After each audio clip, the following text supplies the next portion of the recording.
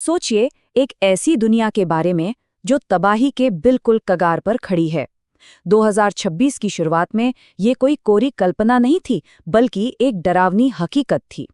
Middle east में एक ऐसी जंग छिड़ी जिसने पूरी दुनिया को एक बड़े संकट में डालने का खतरा पैदा कर दिया था। तो चलिए इस पूरे मामले को समझते हैं कि हम उस खतरनाक मोड़ तक पहुंचे कैसे और फिर उसके बाद हुआ क्या। डेडलाइन खत्म होने में बस कुछ ही घंटे बचे थे और तभी राष्ट्रपति डोनाल्ड ट्रंप के इन शब्दों ने पूरी दुनिया की सांसें मानो रोक दी थीं। तनाव इतना ज्यादा था कि कुछ भी हो सकता था। और फिर ठीक जब लग रहा था कि अब सब कुछ खत्म हो जाएगा, आखिरी लम्हों में एक ऐसी खबर आई जिसने सबको चौंका दिया। एक समझौता हो गया था। पूरी दुनिया ने, कह सकते हैं, कुछ समय के लिए ही सही, एक लंबी राहत की सांस ली। तो ठीक है, अब इसमें थोड़ा और गहराई से उतरते हैं। ये जो सीज फायर हुआ था, जिसे पाकिस्तान ने ब्रोकर किया था, उसने 1 महीने से जो तनाव चल रहा था उस पर अचानक से ब्रेक लगा दिया। पर इस राहत की सांस का असल में मतलब क्या था? देखिए, इसकी शर्तें बहुत ही सीधी और साफ थीं। सबसे पहले 8 अप्रैल से हथियार शांत हो जाएंगे। दूसरी, और ये शायद सबसे ज़रूरी थी खासकर ग्लोबल इकोनॉमी के लिए, कि ईरान स्ट्रेट ऑफ हॉर्मूज को तुरंत फिर से खोल देगा। इसके बदले में अमेरिका और इजराइल अपने हमले रोक देंगे और आगे की बातचीत का आधार बनेगा ईरान का अपना 10 पॉइंट का शांति प्रस्ताव। और इसका असर अरे फौरन देखने को मिला। दुनिया भर के बाजार जो कल तक डूबने की कगार पर थे, वो इस खबर से अचानक से आसमान छूने लगे। तेल की कीमतें तो जैसे धड़ाम से नीचे आ गिरी, जिससे उस लड़खड़ाती हुई ग्लोबल इकोनॉमी को थोड़ी राहत मिली। लेकिन ये राहत तो तब मिली जब 1 महीने तक पूरी दुनिया उथल-पुथल से गुजर चुकी थी।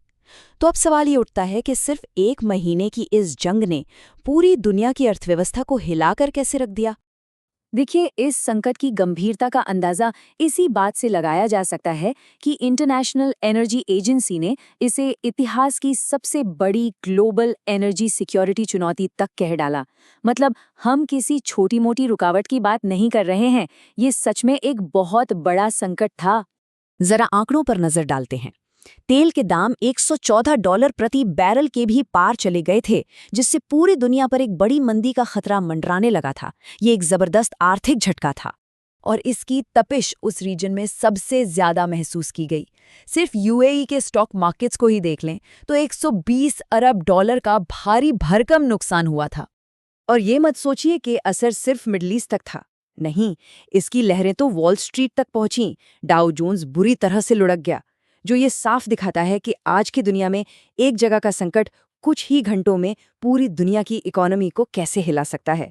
अब सवाल ये है कि पानी के एक पतले से रास्ते में आखिर इतनी ताकत कैसे? तो देखिए, स्ट्रेट ऑफ हॉर्मुज को आप दुनिया की इकोनॉमी की सबसे जरूरी नस समझ सकते हैं। दुनिया का लगभग 5वां हिस्सा तेल यहीं से गुजरता है।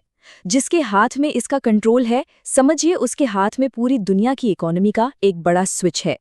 और हाँ, ये सिर्फ स्क्रीन पर दिखने वाले बड़े बड़े आंकड़े नहीं थे। इसका सीधा असर आम लोगों की जेब पर पड़ रहा था। उदाहरण के लिए जर्मनी को ही देख लीजिए, वहाँ पेट्रोल के दाम कुछ ही हफ्तों में आसमान छूने लगे। ये इस बात का सबूत है कि हजारों किलोमीटर दूर का एक संकट कैसे सीधे हमारी रोजमर्रा की जिंदगी पर असर डाल सकता है। तो आखिर ये सब शुरू कैसे हुआ? हम इस खतरनाक मोड़ पर पहुंचे कैसे? असल में इसकी जड़ें बहुत पुरानी हैं और वो जुड़ी हैं उस परमाणु तनाव से जो सालों से पनप रहा था। इस पूरी कहानी को समझने के लिए थोड़ा सा पीछे चलते हैं। निर्णायक मोड़ तब आया जब अमेरिका 2015 की न्यूक्लियर डील से बाहर हो गया। इसके बाद जो मैक्सिमम प्रेशर की पॉलिसी अपनाई गई और ईरान पर दोबारा परमाणु हथियार बनाने के जो आरोप लगे, उसने, समझिए, तबाही के लिए एक स्टेज तैयार कर दिया था। और यहीं पर दो अलग अलग कहानियां आमने सामने थीं।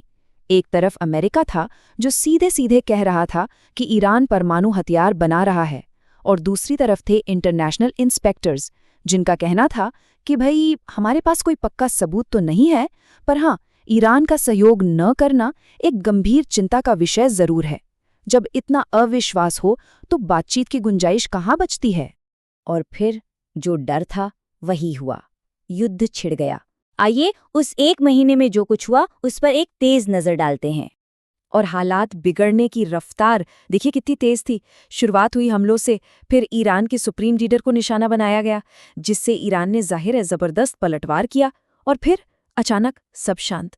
ये सब कुछ सिर्फ 1 महीने के अंदर हो गया। और इस जंग की कीमत, सच कहूं तो होश उड़ा देने वाली थी। हम यहाँ मिलिट्री ऑपरेशंस पर खर्च हुए अरबों डॉलर और कुछ ही हफ्तों में बाजारों में डूबे खरबों डॉलर के नुकसान की बात कर रहे हैं। ये एक बहुत बड़ी आर्थिक तबाही थी। तो चलिए वापस आज पर आते हैं। युद्ध विराम तो हो गया है, लेकिन अब सबसे बड़ा सवाल है, आगे क्या होगा? इस सीज़फायर के साथ एक बहुत बड़ा दावा भी सामने आया है। अमेरिका का कहना है कि ईरान अपना सारा यूरेनियम एनरिचमेंट रोकने को राजी हो गया है। अगर ये सच है तो ये पिछले कई सालों की सबसे बड़ी कामयाबी हो सकती है। लेकिन शांति की राह कहना जितना आसान है, चलना उतना ही मुश्किल। ये एक माइनफील्ड की तरह है।